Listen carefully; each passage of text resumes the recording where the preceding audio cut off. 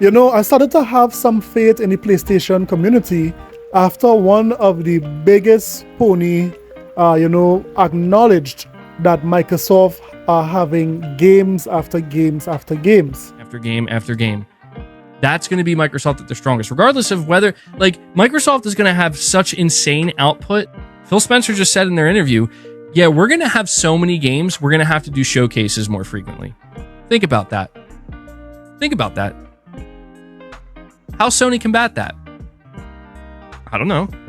And then all that faith was basically killed when I started to see tweets like this. So after IGN reviewed Call of Duty Modern Warfare and gave it a 4, the lowest review score ever for a Call of Duty game, we are seeing some ponies are saying that it is Microsoft's fault that Call of Duty got a 4. J-Dub tweeted, definitely something that only Microsoft could screw up. And then after we had hype, he tweeted, hats off to Quantum Error devs, they have beaten Call of Duty and made a better game. Shame on Xbox and Activision do. So yes, Call of Duty campaign has scored less on IGN compared to Quantum Error. So after reading those two tweets and many others, I am convinced that Pony fans, Sony fans don't know where is your brain located.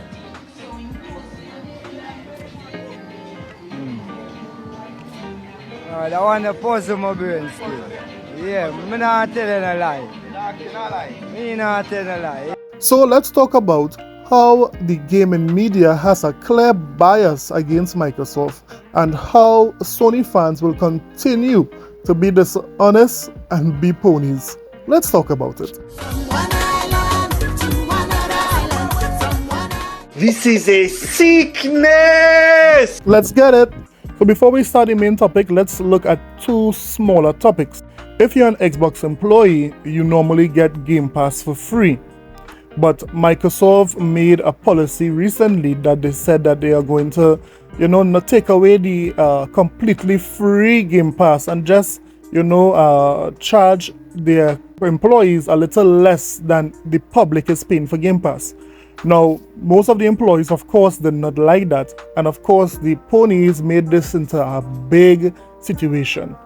Well, Tom Warren tweeted, Microsoft employees will keep free access to Game Pass Ultimate after complaints. Xbox chief Phil Spencer has stepped in and reversed the decision. So there you have it. Xbox employees will continue to have their Game Pass for free. How good is it that a company would listen to their employees and then adjust what decision they would have made?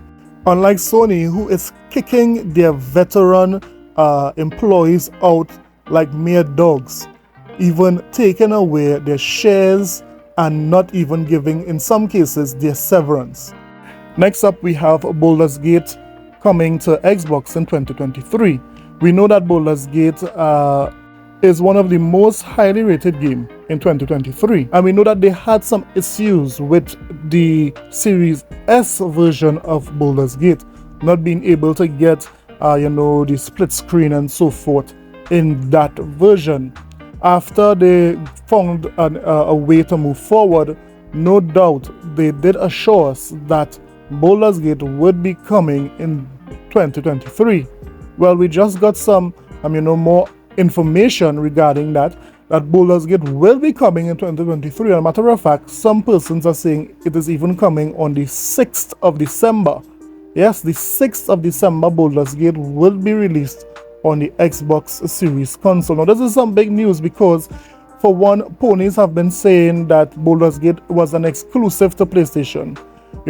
They use that foolish talking point that because it was delayed a little bit for the Xbox platform, that it would be exclusive for Microsoft. Now, what can you say now, ponies? I can't believe I have to address this. Ponies believe that Xbox, Microsoft, Phil Spencer is to be blamed for the condition that Call of Duty campaign is in. How stupid, guys. The world is full of stupid people. There have always been stupid people. There always will be stupid people. Now listen to this.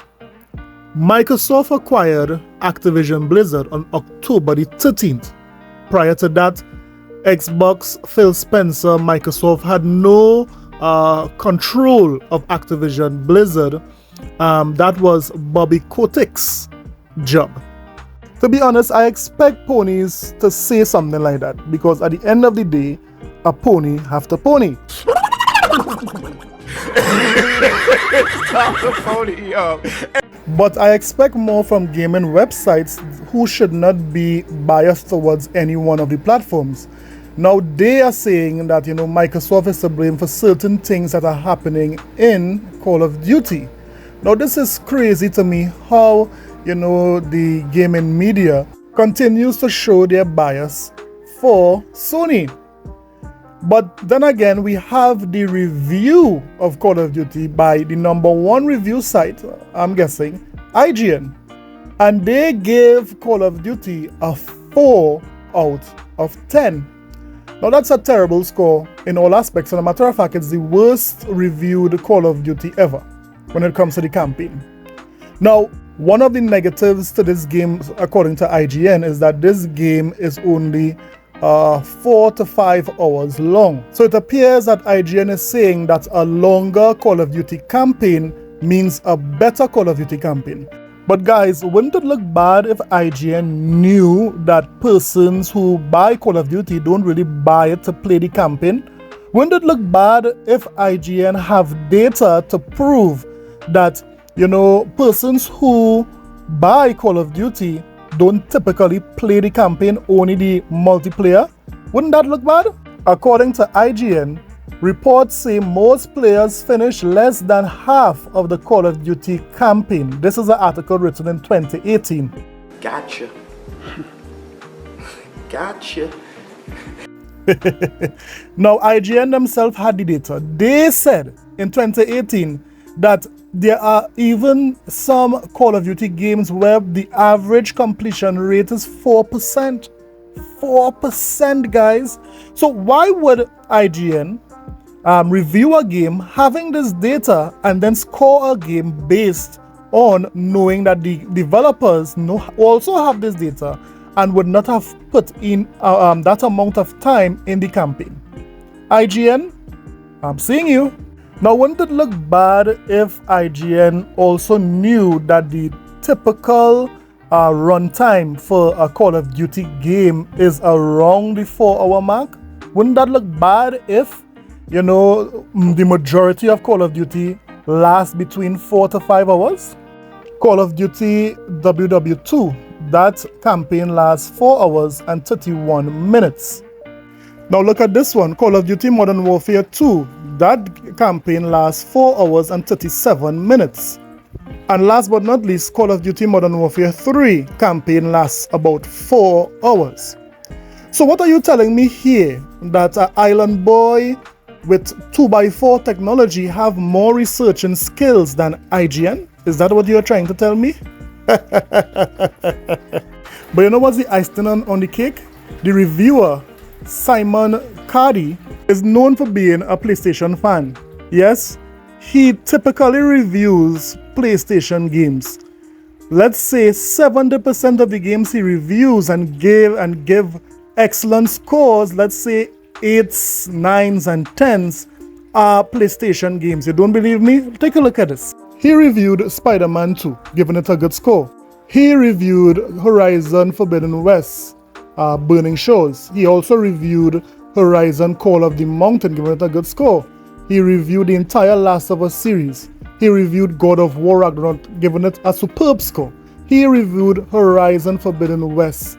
This guy is typically a PlayStation reviewer. So what are we doing here, IGN? Why would you give a guy who looks or appears to be biased to PlayStation a game to review knowing that it's under the Xbox umbrella? Don't you think that would be a conflict of interest? Now, IGN, for that silly move, take it. Yes, learn from it and do better. But let me hear what you guys think. Do you think that this is clear bias? How do you feel about Baldur's Gate coming to Xbox? And what about the reversal of the policy? Let me know in the comment section below. Don't forget to like and subscribe for more videos. I'll see you in the next one. Later.